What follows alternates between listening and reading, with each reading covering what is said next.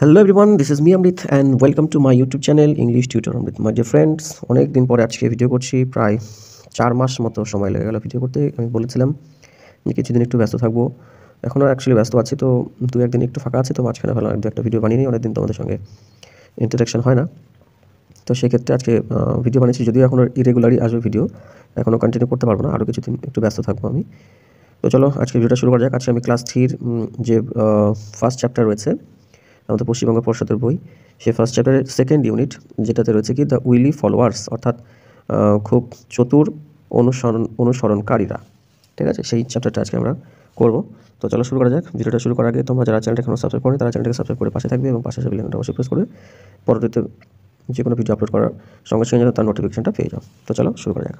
তো দেখো কি বলছে, once a strong and big lion, strong বলতে খুব শক্তিশালী এবং বড়।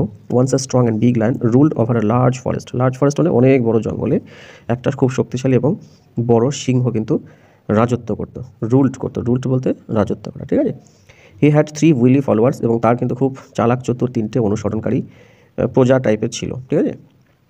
দে were the crow, the jackal and the tiger, ঠিক আছে। তারা কে হলো? তারা হলো একটা বাঘ, একটা জ্যাকেল মানে হলো কি বলবো, শেয়াল, এবং একটা ক্রো, ক্রো মানে হলো কাক, ঠিক আছে। এই 3টে কিন্তু খুব চালাক অনুসরণকারী তার ছিল, ঠিক আছে।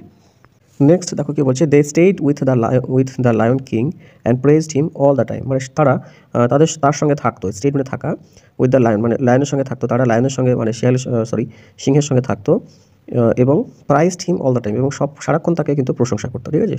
সিংহটাকে প্রশংসা করতো, তুমি খুব ভালো ভালো ভালো এরকম টাইপের কিন্তু বলতো। নেক্সট দেখো কি বলছে, the lion used to go out for hunting, এবং সেই সিংহটা কিন্তু শিকারে যেত, ঠিক আছে, শিকার করতে যেত। He used to hunt down and animal every day and eat it, সে প্রত্যেক দিন কিন্তু একটা করে পশু শিকার করতো এবং খেত, ঠিক আছে। Then the followers would eat the leftovers, এবং তার যে অনুসরণকারী ছিল তারপর ওই খাওয়ার পরে সিংহ খাওয়ার পরে যেটুকু বেঁচে থাকতো সেটুকু কিন্তু তারা খেত। লেফট ওভার বলতে বেঁচে থাকার পরে যেটুকু থাকতো সেটুকু তারা খেত, ঠিক আছে, অনুসরণকারী। নেক্সট দেখো কি বলছে, সেকেন্ড প্যারাটে, one day the followers of the lion saw a camel, একদিন সেই সিংহের যে অনুসরণকারীরা তারা কিন্তু একটা ক্যামেলকে দেখতে পেয়েছে। ক্যামেল মানে কি? উট, ঠিক আছে। They had never seen a camel before, তারা কিন্তু এর আগে কখনো ক্যামেল অর্থাৎ উট কখনো দেখেনি, ঠিক আছে। এর আগে জীবনে তারা কখনো কিন্তু উট দেখেনি, ঠিক।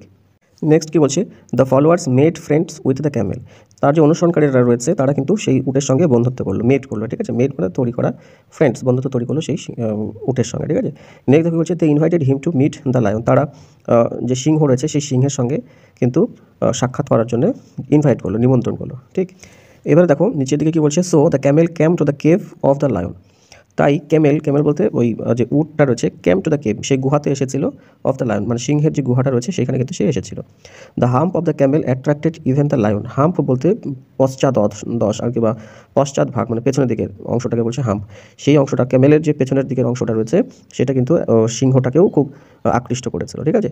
সো হি সেড, তাই সে বলেছিল, ওয়েলকাম মাই ফ্রেন্ড, স্বাগত আমার বন্ধু, you can stay with us in this cave, তুমি আমাদের এই যে কেভ রয়েছে, গুহা রয়েছে, সেই গুহাতে কিন্তু থাকতে পারো, ঠিক আছে, আমাদের সঙ্গে তুমি থাকতে পারো। কেভ মানে হলো গুহা। এই কথাটা কে বললো? সিংহ কিন্তু বললো। কাকে বললো? যে ক্যামেলটা রয়েছে, উট রয়েছে, সেই উটটাকে বলতো তুমি আমাদের গুহাতে থাকতে পারো আমাদের সঙ্গে, ঠিক। এবার আমরা পরের প্রশ্নটাকে দেখে নেব। এবার কি বলছে দেখো, থ্যাংক ইউ ইয়োর ম্যাজেস্টি, ধন্যবাদ মহামান্য। I will forever be your faithful followers, আমি ফর এভার বলতে সারাক্ষণ বা সারা জীবন, I will forever be your faithful, খুব তোমার অনুগামী হয়ে থাকবো, ঠিক আছে। ফেথফুল বলতে বিশ্বস্ত অনুগামী, ঠিক আছে, বিশ্বস্ত অনুগামী হয়ে থাকবো। সেই দ্য ক্যামেল, সেই উটটাকে কিন্তু উটটা বললো, ঠিক আছে। নেক্সট কি বলছে, the lion, the tiger, the jackal and the cow and the camel thus lived happily in the lion's cave, তাহলে সিংহ, বাঘ, শেয়াল, ক্রো মানে হলো কি তোমার কাক, এবং সেই উট, এরা কিন্তু খুব সুখে শান্তিতে সেই যে সিংহের গুহাটা রয়েছে গুহার মধ্যে তারা বসবাস করতে থাকলো, ঠিক আছে। নেক্সট দেখো কি বলছে, one day the lion fell ill, একদিন কিন্তু সেই সিংহটা অসুস্থ হয়ে পড়লো, ইল হয়ে গেল, অসুস্থ হয়ে গেল, ঠিক আছে। He could no longer go out to hunt, সে কিন্তু আর বাইরে শিকার করতে যেতে পারলো না। গো আউট মানে বাইরে যেতে পারলো না শিকার করতে, হান্ট করতে, শিকার করতে। The tiger, the jackal and the crow were too lazy to find food, সেই বাঘ, শেয়াল এবং কাক তারা এতটাই লেজি ছিল, অলস ছিল, too lazy to find food, এতটাই অলস ছিল যে তারা খাবার পাচ্ছিল না। So they all remained without food, তাই তারা কিন্তু প্রত্যেকে আর কি খাদ্য ছাড়াই থেকে গেল, ঠিক আছে, খাবার ছাড়াই কিন্তু তারা থেকে গেল। They became weak and thin, তারা কিন্তু আস্তে আস্তে উইক হয়ে গেল, দুর্বল হয়ে গেল এবং পাতলা হয়ে গেল, ঠিক আছে, অসুস্থ টাইপের এরাও এখন কিন্তু হবে, উইক হয়ে গেল, দুর্বল হয়ে গেল এবং পাতলা হয়ে গেল। Only the Camel become fat, শুধুমাত্র যে উট রয়েছে সে কিন্তু মোটা হচ্ছিল, ঠিক আছে, বিকাম ফ্যাট, মোটা হচ্ছিল। He ate grass leaves and fruits, সে কিন্তু ঘাস খেত, পাতা খেত এবং ফল খেত।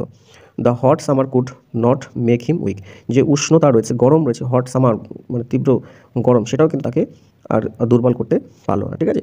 তো এটা ছিল তোমাদের হলো প্রথম দিকের পোর্শন। এরপরে কিছু কোশ্চেন আনসার রয়েছে, তো সেগুলো আমি করিয়ে দেবো। তোমরা জানোই যে আমি খুব বেশি বড় ভিডিও করি না, এটুকু আজকের ভিডিও থাকলো, পরের ভিডিওতে যে প্রশ্নগুলো রয়েছে সেটা সলভ করে দেবো এবং তারপরে নেক্সট পোর্শন আলোচনা করবো।